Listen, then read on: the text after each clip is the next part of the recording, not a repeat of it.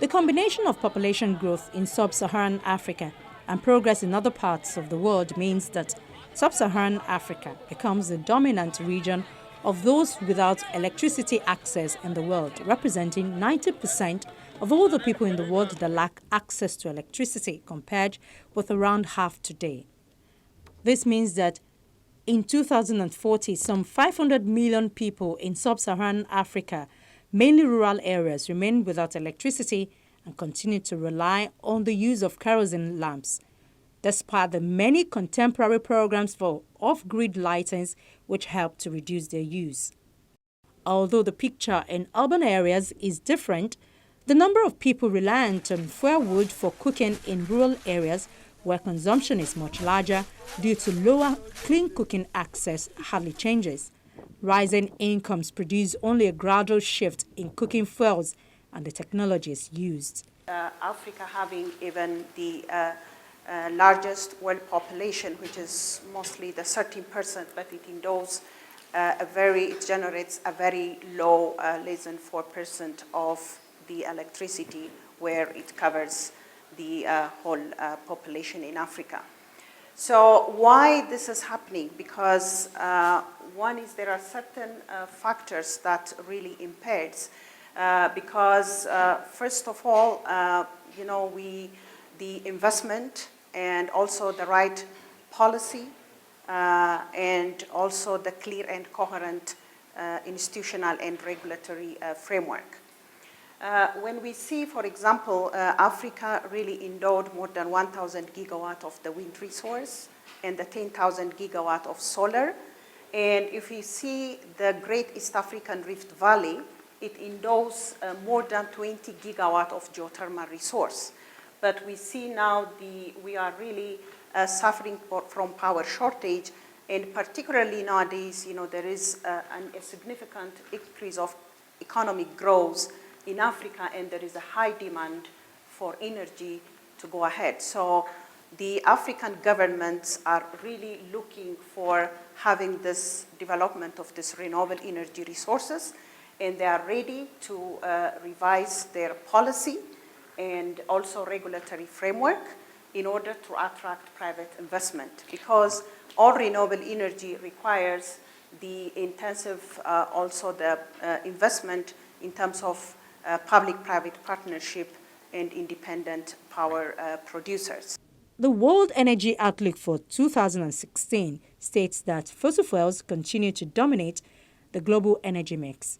Despite the increased attention being given to low-carbon sources of energy, the overall share of oil, coal, and natural gas in global energy consumption has been remarkably stable over the last 25 years.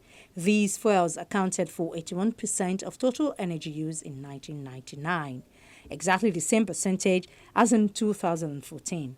Over this period, the share of oil has declined from 37% to 31%, but that of natural gas rose from 19% to 21%, and coal increased even more from 25% to 28%. The role of bioenergy has remained steady, meeting around 10% of global energy need. First of all, we don't have a choice. So the opportunity in itself is ascertaining sustainability as a paradigm for development.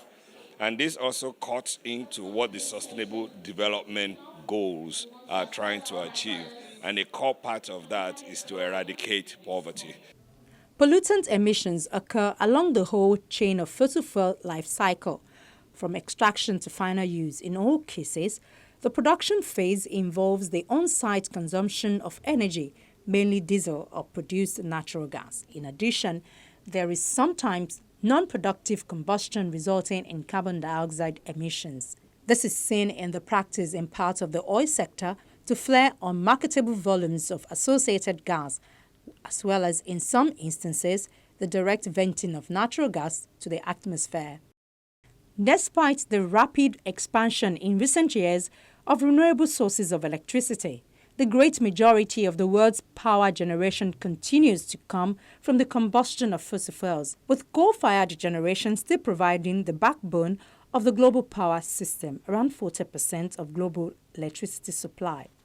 Africa has witnessed the rapid adoption of renewable energy targets over the past decade, with 41 countries having introduced at least one type of technology or sector-specific target, as well as dedicated off-grid policies. Meanwhile, the continent has a significant untapped potential for renewable energy deployment and has witnessed a number of interesting developments leading to job creation. In North Africa, Egypt and Morocco are not only deploying wind farms, but also a manufacturing base. The tremendous positive news that you've heard about the growth in the penetration of renewable energy was only possible because of the foresight and of champions investing in technology, policy, and finance over the last 20 years.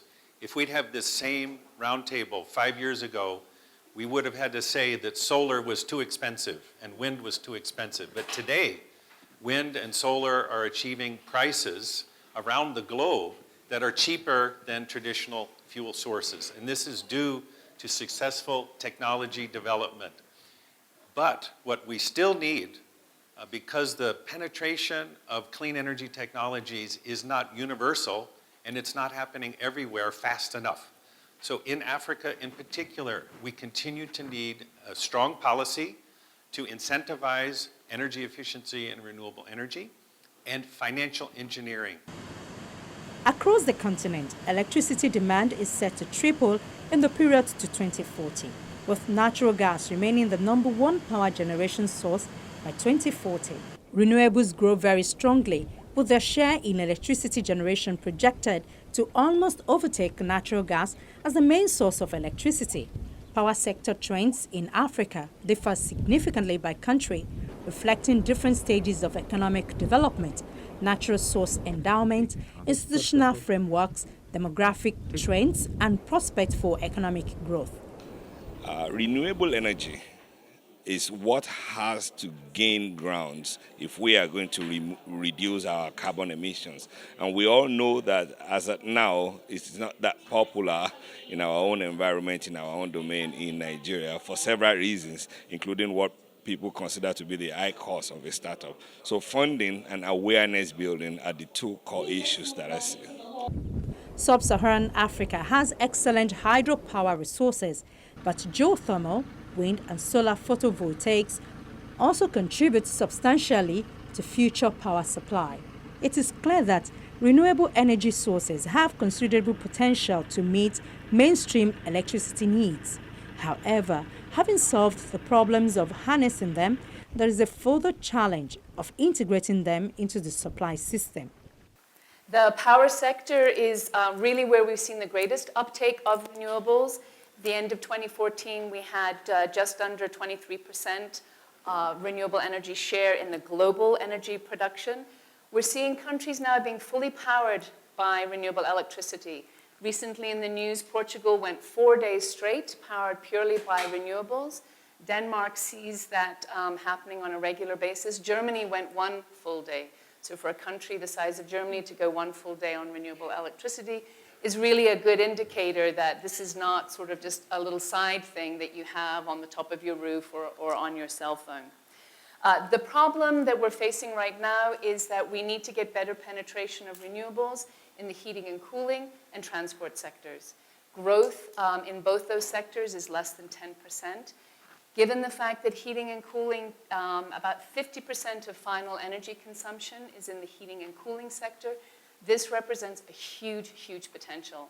What we are starting to see in the transport sector is renewable energy electrification, or the use of renewable energy electricity in mobility. So there's really a large potential there for renewables.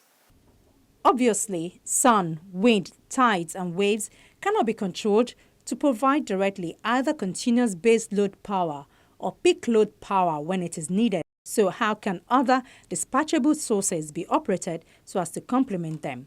Experts say if there were some way that large amounts of electricity from intermittent producers such as solar and wind could be stored efficiently, the contribution of these technologies to supplying electricity demand would be much greater.